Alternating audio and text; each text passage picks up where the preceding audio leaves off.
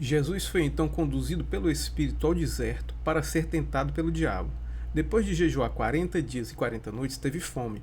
O tentador aproximou-se então dele e disse: Se tu és o Filho de Deus, manda que estas pedras se tornem em pães. Jesus, porém, afirmou-lhe: Está escrito: Nem só de pão viverá o homem, mas de toda a palavra que sai da boca de Deus.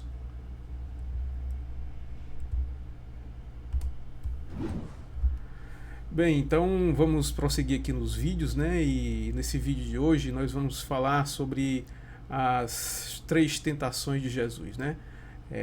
O pão, o templo e as nações, tá bom? Vamos começar por essa tentação na economia, né? Tentação na área da economia, tentação de Jesus ser realmente o assim o salvador que ia fazer as coisas pela força do braço na área da economia. Você observa que Jesus aqui é levado para o deserto, né? Logo que ele passa 40 dias em jejum, 40 dias, então aparece o inimigo, o diabo, e vai tentar Jesus nessas três áreas.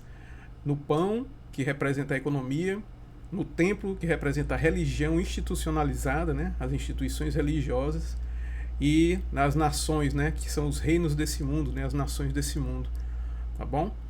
Então, que é a área política, né? Então, essas três áreas, a área econômica, a área religiosa e a área política. E como Jesus, ele não caiu à tentação do inimigo, né, de receber esse poder dele, né? É o poder que o inimigo tem sobre essas áreas aqui nesse reino terreno, né, na terra. Tá legal? Então vamos falar aqui dessa área econômica, do poder econômico, e para isso eu quero dar dois exemplos, e a gente vai ler Mateus 17 e Mateus 22. Foram duas outras situações que Jesus passou que ele pôde reafirmar que ele não queria esse poder econômico aqui da terra, né, aqui desse reino que foi oferecido pelo inimigo, entendeu? Porque como a gente está vendo, né, que Jesus é o Deus do universo, criador dos céus e da terra, então ele realmente ele veio com a mentalidade do reino e não das coisas desse mundo, né, das coisas dessa terra. Tá legal? Então vamos entrar aqui em Mateus 17, deixa eu compartilhar aqui com vocês, só um minutinho. Mateus 17, só um minuto, deixa eu ver, Mateus 17. Pronto, Mateus 17, nós vamos aqui, Mateus 17 tem justamente um exemplo aqui, que é Jesus no Mateus 17, 24, né, até o 27, quando os cobradores de impostos foram perguntar a Jesus a respeito do pagamento de imposto, né? Então vamos ler aqui, ó. Quando Jesus e seus discípulos chegaram a Cafarnaum, os cobradores do imposto de 2 dracmas abordaram a Pedro e questionaram: O vosso mestre não paga o imposto das 2 dracmas ao templo? Sim, paga, respondeu Pedro. Mas quando ele entrou em casa, Jesus se antecipou e perguntou-lhe primeiro: Simão, qual a tua opinião? De quem cobram os reis da terra impostos e tributos? Dos seus filhos ou dos estranhos? Dos estranhos, respondeu Pedro. Ao que Jesus concluiu: Logo, estão os filhos livres dessa obrigação. Entretanto, para que não os escandalizemos, vai ao mar, lança o anzol e o primeiro peixe que fisgar, tira-o, e abrindo-lhe a boca, acharás um estéter. Retira aquela moeda e entregue a eles para pagar o meu imposto e o seu. Interessante é observar que como Jesus aqui ele se coloca numa situação de mostrar para Pedro que quem são os filhos, né? Quem são os filhos do reino, né? E os filhos do reino não precisam pagar imposto, né? Como em qualquer reino, os filhos do rei, eles não pagam imposto. Mas Jesus, ele se coloca numa posição de submissão às autoridades que cobram impostos, né? Mas só que de uma maneira sobrenatural. Ele diz que para não escandalizar, né, esse mundo, as coisas desse mundo e os reinos desse mundo, para não escandalizar, ele tem o poder sobre a economia, e é tanto que ele lança lá, pede para o Pedro lançar o anzol no mar e pegar o peixe, tirar uma moedinha lá e pagar tanto o imposto de Jesus como o de Pedro também.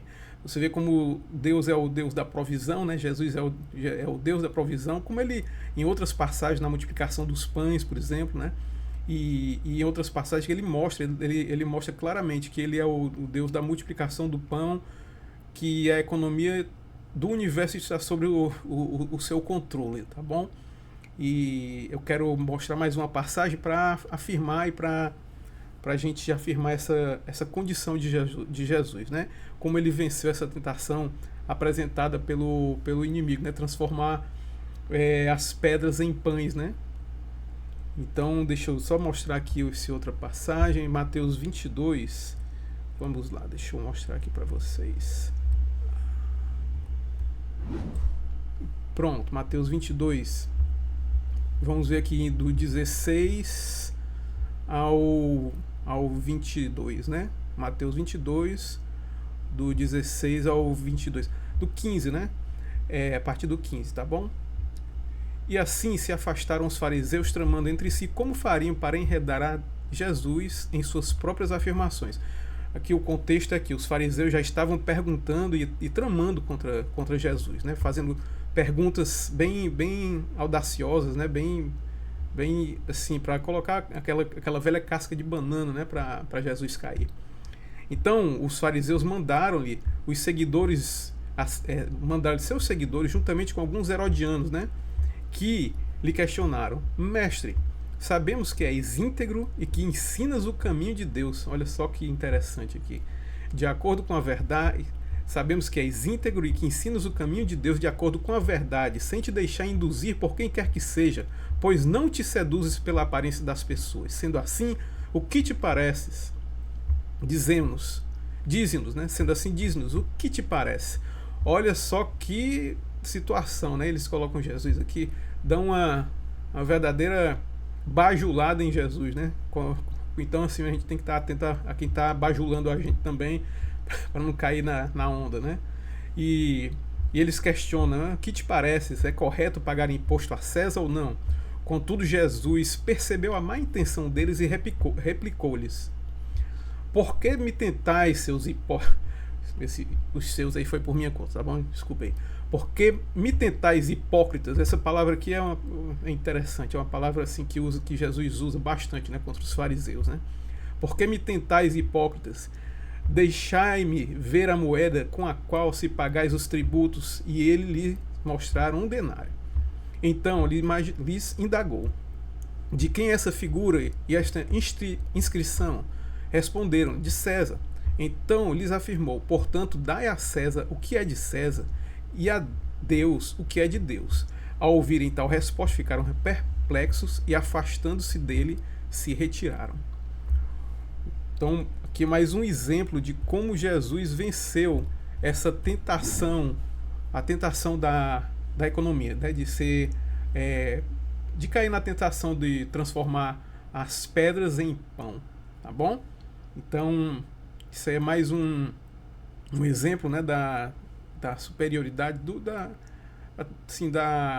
de como Deus em Jesus, né, como Deus agiu em Jesus, o Deus que se fez carne, né, que habitou entre nós. Ele agia completamente assim, diferente das regras impostas por esse mundo, né?